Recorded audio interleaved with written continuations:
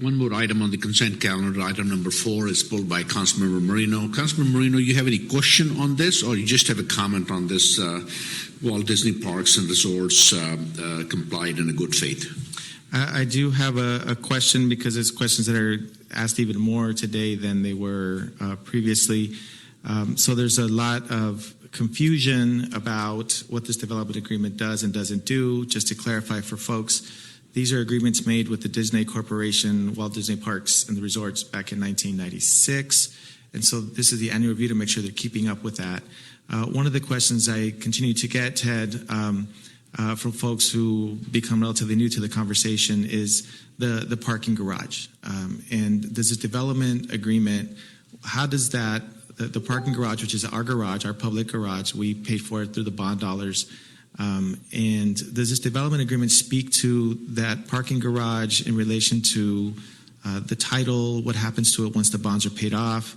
Do we get revenues? Is there part of the development agreement that speaks to that parking garage as it relates to revenues that the city may or may not get from the parking revenues collected by the resort?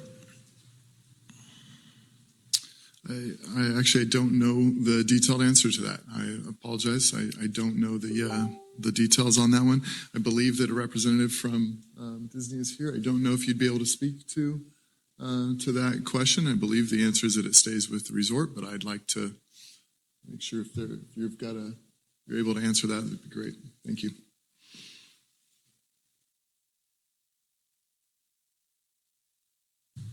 Thank you, Council Member. I'm Deanna Detchmendy with the Disneyland Resort, representing the Disneyland Resort. I believe the parking structure, those arrangements are only made in the context of the bond documents. That's a finance agreement matter. There's some underlying leases relating to that, but the development agreement doesn't speak to that at all, except potentially with respect to the opening day project. I don't have that exact program in front of me, but I believe that the part of what Disney was required to do by opening day involved the construction of parking spaces. Yes, so that's where the clarification is. So thank you for that kind of clarification, which is that the development agreement required that an opening day project, which was why am I blanking on our names right now? California Adventure, right? Was that what was referred to as the project? I'm sorry, I didn't. Opening day project. What project is the opening day project? There were a number of development, I will say sub-projects that were required to be in place by opening day, which was in 2001. And those included Disney California Adventure, Grand Californian Hotel. There was a specific list of improvements that was required to be in place. And I believe that the parking structure or a certain number of parking spaces right. Was part of that. Right. I presume as part of, as I understand it, as part of the anchor being in California Adventure, a whole new theme park, there needed to be parking added. So as part of that development agreement, there needed to be parking created. And so I believe that's where Mickey and Friends parking structure was then conceived as this is where we're going to place this parking. And that's where my question was, the development agreement. It's my understanding that through the bond, the $500 million bond that the city taxpayer approved to help in the infrastructure, but we're also told is for police and parks and neighborhoods. A big chunk of that money went to this parking structure to park cars that were coming to the resort. Is it 10,000 cars? 9,996 parking spaces were provided at opening day in the Mickey and Friends parking structure, yes. So as part of the development agreement, for you to fulfill the agreement, the city had ended up building the parking garage out of the bond dollars that the city took out through the finance corporation. Correct? Disney constructed the parking garage. Disney constructed it? Disney paid Correct. for it? Bond proceeds were used.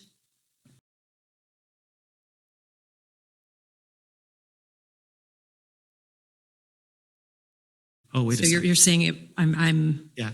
My you understanding said that the city is, constructed the parking structure, so I was just being specific about that. okay, so Disney constructed it with bond proceeds that the taxpayer is paying for.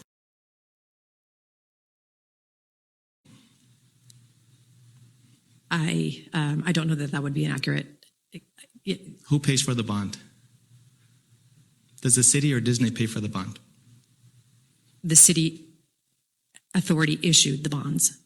Who pays for the bond? My understanding, our general fund money, every year, Oh, we spend general fund dollars so to pay the bond. I guess I just wanted to say that we were prepared here to talk about the development agreement. If we need to get into the nitty gritty specifics about the finance agreement, kind of the cash flows of the bond deal, that would be, I'd be sort of happy to take questions, but I don't want to mischaracterize in my response Fair enough. to your question exactly what they're very complicated flows.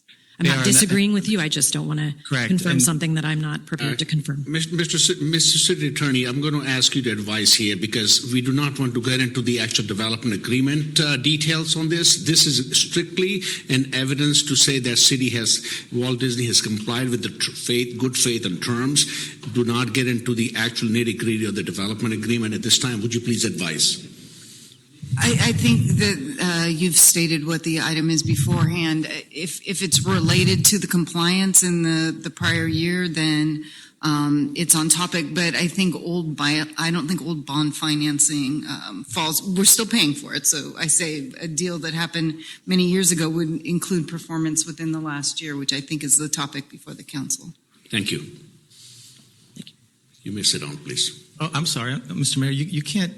I did not hear the city attorney. She made a decision. This is strictly She didn't and make a decision. not discussing the development agreement. I have 2 minutes and 51 seconds for taking my time, Mr. Mayor. She made it very clear. I have 2 minutes and 51 seconds. I wish you would respect my time. I am respecting it, but you are going out of the. So I have further questions. You are going out of line on item number 4. This is about the good faith in terms of the condition. They have development agreement, and they have city staff has reviewed it, and you cannot go into the actual development agreement right now because this is not being discussed. This is not on the agenda items. I'm sorry. And it is- Okay, and it's would you gonna mind be- would you mind publicly reading what the agenda item is if I'm asking about the development agreement?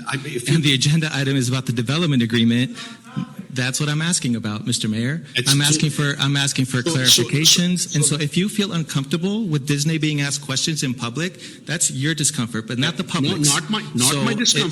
Mr. Mayor, I'm sorry would you get your name? Are you an attorney? Councilmember Moreno, I have actually have city attorney explained it. This is not to talk about any terms and condition of the development agreement. This is not to be discussed. It's not agendized this time. So as a chair, I'm going to stop you right here. If you want to discuss about the actual reviewed by the city staff, they met the good faith terms and condition? If they did, that's what we are voting on. I'm going to stop you. You cannot be discussing. Okay. You do not have to answer that, madam. Mr. Mayor, I'm sorry. You keep asserting something that is right there in black and white. Our job tonight on this agenda item is to determine if the property owner has complied in good faith with the terms and conditions of development agreement number 9601 for the 2021 review period. So Mr. Mayor, if I may, I'm going to ask you, Disney does not have to answer, the staff will answer. Madam, you can sit down. Can I ask the staff to please answer this? So, Mr. Mayor, you give orders to the Disney Corporation now. I'm not. Mr. Mayor, if I could ask, I am asking clarifying questions. If you would let me finish, Mr. Mayor, so you could hear my petition of why I'm asking this. This is strictly a consent calendar item. It's not a debate item. And if you want to discuss that in an open agreement on this, and this is not a public hearing, I'm not going to be asking the Disney to come up front and discuss this. Of course not. No, never ask Disney public questions. I didn't ask Disney to come up to answer the questions, Mr. Mayor. I was asking that question of our staff. Disney voluntarily came up to answer a question that staff was not clear about, and I'm simply asking for some clarifications to determine if, in fact, the corporation has complied in good faith with terms and conditions of the development agreement. Ask the staff right now. So, Mr. Mayor, the questions that I'm asking are clarifying questions. If those questions make you or anyone else uncomfortable, my apologies that we have the right to pull any consent calendar item and ask questions about it before we vote for it. So I'm asking these questions to clarify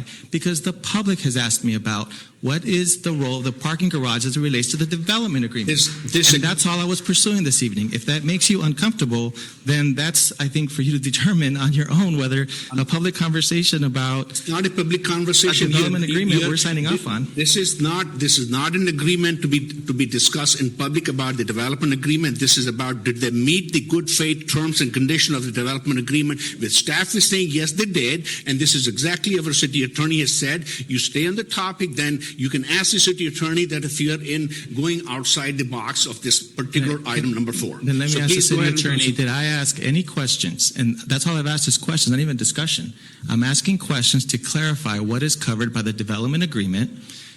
And corporation, Walt Disney Parks, decided to come up and start to speak to it. And so I began to ask clarifying questions about that. I've made no statements other than trying to clarify, am I correct in this? So thank you, Mr. White, for providing some response to some of my questions. But City Attorney, could you clarify for me, am I not allowed to ask questions to seek clarification of what's covered in the development agreement? I think that you read what the agenda item is. I think the Disney representative told you that financing isn't contained within the development agreement, nor is it contained within the past year's performance under the development agreement. So the performance under the development agreement in the past year is fair game, and that is what's on the agenda. But I think when you stray from the development agreement to old financing documents and who's paying for what, I'm not seeing the connection to the past year's worth of performance. Well, to be clear, I was asking for a clarification because it was stated as fact that the city didn't build that parking garage, and I was asking, is it a public parking garage, and is it covered by this development agreement? That's my question. So I'll ask staff again the same question.